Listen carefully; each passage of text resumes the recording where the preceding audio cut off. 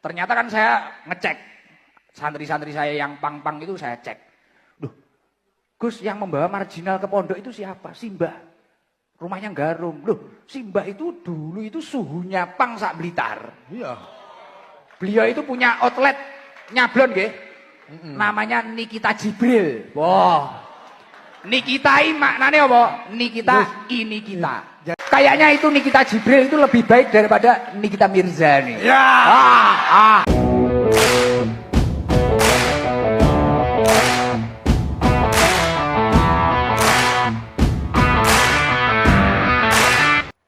Assalamualaikum warahmatullahi wabarakatuh. Waalaikumsalam warahmatullahi wabarakatuh. Kembali lagi ini untran-untrane kaca bakul kompo ya, melebihkan sesuatu yang masih kecil. Nah, di sini seperti biasa ada Pak Irtam, ada Pak Sul. Nah, ini bintang tamu kita yang rambutnya bergelombang-gelombang ini. Ini sepertinya tabarukan ke Nabi Musa. Agak bergelombang gitu. Nah, ini adalah Mbah Agung. Namanya Mbah Agung. Beliau ini pang-pangan lah, pang-pangan lawas. Namanya Nikita Jibril, ini ya Mbah? Ya, komunitasnya Nikita Jibril. Komunitasnya Nikita Jibril, bandnya ini Stupid War. Dan ini beliau adalah salah satu pengurus PC Ansor Kabupaten Blitar. Kamu memang manusia ya. Akan semuanya wis paham. Ngene tok ya. Oke, Mbah, mungkin nanti kita sambung manuk, sahur manuk lah ya. Kok iso? Jenengan ini dari jalur pang terus ke Ancor ini ceritanya piye? Padahal kalau kita lihat ini kan adalah sebuah dua kutub yang berbeda. Kok jenengan bisa menyatukan ini? Ini piye ceritanya awal? Nah, sebenarnya kan cerita-cerita seperti itu ki nganu. Ya saya sendiri nggak pernah merencanakan, nggak pernah berharap dan nggak pernah berkeinginan. Bahwasanya kok sampean wong aku dhewe sing nglakoni lho bingung kok iso. Maksudnya kok Gusti Allah lakon nopo? lakon apa neh, dan itu kan pesan-pesan yang tersampaikan ternyata kan kita sebagai manusia hanya menjalani seperti itu. Nggak nggak nggak lebih lah. Bagaimana bahwasanya ini membutuhkan potensi yang lebih baik itu kan datang setiap saat. Hidayah itu kan datang setiap saat. Tapi bagaimana di saat hidayah itu datang, kita menjemputnya itu dengan sikap dan konsep yang bagaimana itu aja. Seperti itu. Dengan itu Ansor kalih Pang niku kenal pundirian, Gus. Yo pang no. Didelok lah Loh. wis ketara lah. Kehidupan saya itu hingga sampai detik ini tidak melupakan pang, karena pang itu bagian dari kisah-kisah hidup saya yang akhirnya saya bisa berkhidmat kepada Nahdlatul Ulama seperti itu dengan konsep-konsep seperti ini. Dan ya, alhamdulillah dari pendidikan agama ya saya itu sedikit, makanya saya akan berkhidmat itu ingin menambah sedikit demi sedikit seperti itu tadi. Menunduk untuk meroket. Karena kan kalau saya cermati kan dari dulu, dari tahun 96 sampai sekarang ini, kalau kita ngomongin tentang pang itu saja, entah jelek atau buruknya, pasti masyarakat ini berpikiran bahwa Pang menarik, menarik itu. Pang berbuat baik itu menarik, pang kriminal, pang meresahkan kan selalu ya bagaimana kita menyikapinya, bahwasanya emang kehidupan di dunia ini kan beraneka ragam. Kita menyikapinya bagaimana, apakah itu pangnya itu hanya sekedar passion atau punya visi misi tanpa tindakan, itu kan yo banyak sekali. Tapi kita yo, kalau saya pribadi Ya beginilah saya. Siap. Jangan dicontoh kalau nggak cocok. Tapi memang menarik ya ketika Mbah Agung bisa masuk ke jajaran PT Ansor dengan latar belakang pang yang sudah mendarah daging. Nah, kok iso keblocok ke jalan Ansor gitu, Mbah? Iya ceritanya, Mbah. Maksudnya kalau dipikir-pikir Enggak mungkin ya kan. enggak mungkin. Jurusnya tekan Kok iso? Nah, ini bagaimana awal mula jenengan masuk ke PT Ansor itu, Mbah? Seperti itu, kembali ke awalnya tadi. Bahwasanya hidayah itu kan datang setiap saat. Pas waktu itu mungkin datangnya pas waktu itu. Jadi yes piye yo, lagi lucu-lucuan ngono ya. Jadi saya itu nggak sengaja. Saya kan salah satu supplier pusat oleh-oleh di kota.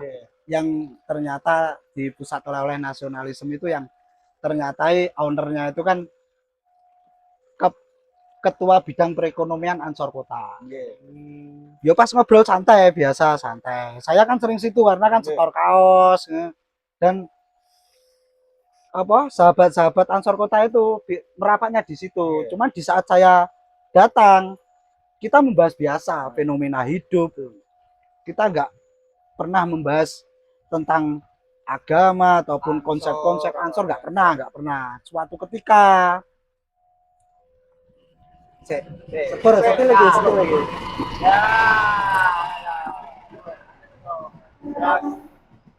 Jadi lur markase Mbah Agung ini memang dekat dengan Tuhan. Jadi lek wong peteng siti yo lek nang kene yo paling untuk pencerahan. Pasti ada solusi di sini. Yang punya masalah datang ke sini. Uripe diterusnya ora iki. Ya wis 15 menit lagu. Jadi kembali seperti itu. Akhirnya saya iseng gabut bercerita kepada teman. Aku pengen nganu toh. Ikut solawatan sing nggo gendera gitu seperti itu. Kalau emang jujur kalau di komunitas kan ya nggak banyak lah sedikit banyak like komunitas kan saya selalu berjejaring, tapi kalau untuk organisasi kan di Ansor ini terus saya ngobrol sama teman saya lah ya inilah maksudnya menjerumuskan di jalan yang benar teman saya ini. Jadi di saat saya berkeluh kesah ngobrol santai sebenarnya santai wis gak ada tendensi apa-apa pengen ikut pengajian sing nggo gendirane piye to daftarnya carane ning. Seperti itu. Kan emang enggak ngerti ya. Karena enggak tahu Enggak tanya. Kebetulan teman saya itu ya, wah kebetulan ini 5 hari lagi ada kaderisasi namanya PKD itu langsung boleh karena aku pegang. Yo ikut. Dengan pendaftaran 150 nanti nggak pulang 3 hari loh. Terus saya bilang kalau seminggu aja saya sudah biasa nggak pulang. Kalau cuma 3 hari ya enteng ya. Itu akhir itu karena saya menilainya hanya sepele. Di saat saya pengen belajar sesuatu itu saya harus tak tabrak. Nanti setelah nabrak itu kan ada 2 pilihan, diteruskan apa enggak. Itu kalau saya berpikir wah ini nggak cocok ini ketok Ansor saya akan mundur tanpa menjelek-jelekkan ataupun organisasi tersebut. Lah ternyata begitu PKD saya gamblang apa yang materi-materi PKD berikan kepada saya untuk saya pribadi pang banget. Nah, ini sesuatu yang baru ini. Pang banget maksudnya organisasi muslim mana yang bisa menerima kita seperti ini loh. Nah, Datul Ulama ini wah ya. Akhirnya itulah berjalan. Akhirnya berjalan itu. Jadi dulu itu saya nggak kalau ibu NU, wah NU sejak dini. Muslimatnya lah. Muslimatnya, iya. Cuman kan yes, saya pikir wis ngaji seperti itu aja wis kayak gitu. Dok. Akhirnya saya ikut PKD. Wah, ternyata kan banyak pesan-pesan yang sudah saya lakukan, sudah saya lakukan. Cocok kali Dulu. pribadi panjenengan. Cocok. Nah, akhirnya saya jerumuskan terus. Contohnya, Mbak. Yang mana? Yang mengena ketika PKD sama kehidupan Tradisi pang-pangan Loh, ya. bahwasanya kita itu kan kalau di PAN kan ada toh menghormati sesama. Ya. Nah, di Ansor kan juga ada. Ya. Tampil apa adanya sederhana. Cuman kan kesederhanaan Nepang sama Ansor kan cuma beda di dipakai ya. di pakaian saja toh, seperti itu. Betul. Seperti itu. Terus apa? Berikan cinta kepada sesama. Kan kita punya lagu Berikan Cinta pada Sesama. Kita sudah punya sebelum saya mengenal Ansor, kita sudah punya lagu-lagu tersebut. Bagaimana kita berbagi dengan orang-orang, bersinergi dengan semua komunitas. Kita sudah melakukan hal seperti itu. Seperti contoh kita pernah mengadakan musik peduli sosial. Kalau dari tahun kali saya mikir sekarang ini sudah berjalan ke 18 kali. Jadi di saat kita mengadakan event, kita berbagi. Semisal pendaftaran 35.000 per band plus beras 2,5 kilo. Sudah terlaksana kita. Dan kita maksudnya mengundang orang-orang ini langsung. Wah, itu enggak kita ngobrol dengan RT. Tonggo-tonggomu sing ketoke perlu dibantu sapa dicatat, akhirnya kita satukan ke gedung. Jadi wis langsung sudah penanaman penghijauan kita sudah melakukan.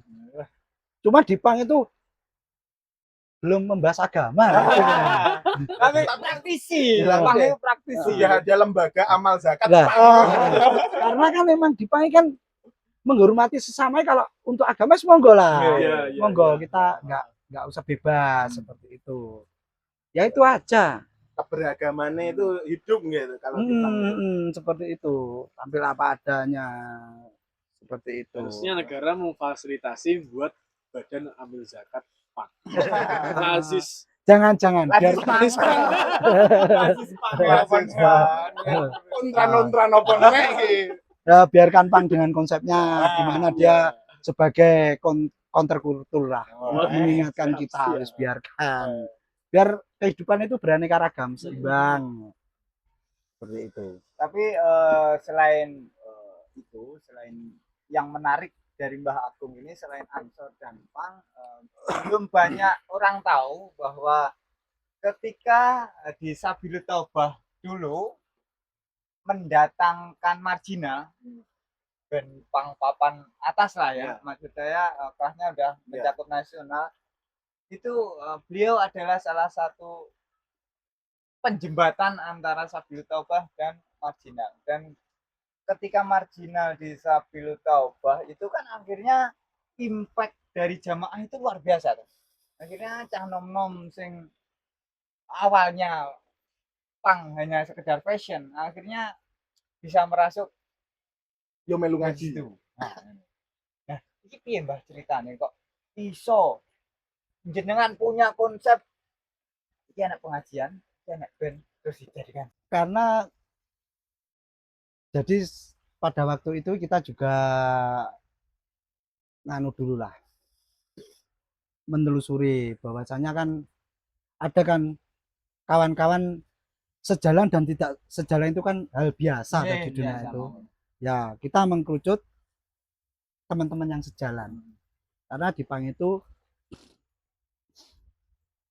ada yang pang-pangan, ada yang pang belajar dan melakukan ya seperti manusia pada umumnya lah. Berarti ada tingkatannya juga.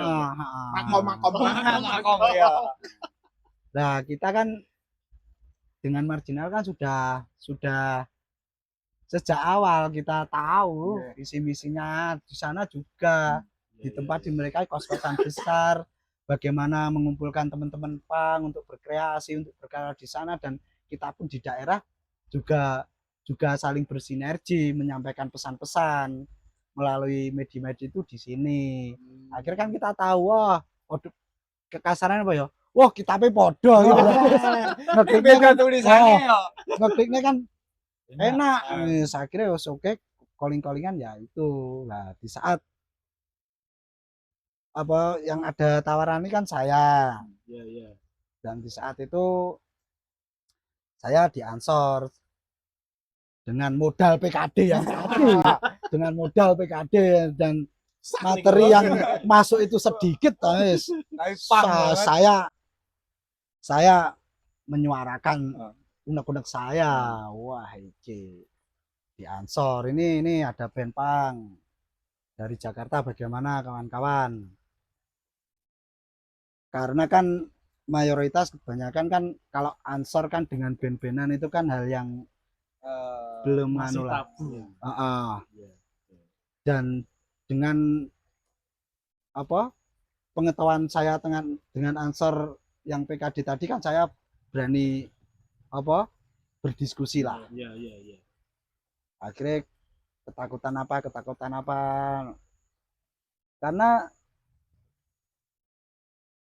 karena marginal main di sini kan apa sebuah apa ya sebuah cita-cita saya di saat ada kawan-kawan yang ada di jalan, kawan-kawan apa seprofesi kita, profesi pang maksudnya. Di saat mereka mendapatkan hidayah itu kan kita punya jembatan. Kalau masalah pergaulan itu salah pergaulan itu kan hal biasa. Salah pergaulan biasa. Namanya juga. Yang bahaya itu salah guru. Nah, Di saat kita mendapatkan hidayah, mendapatkan seorang guru yang enggak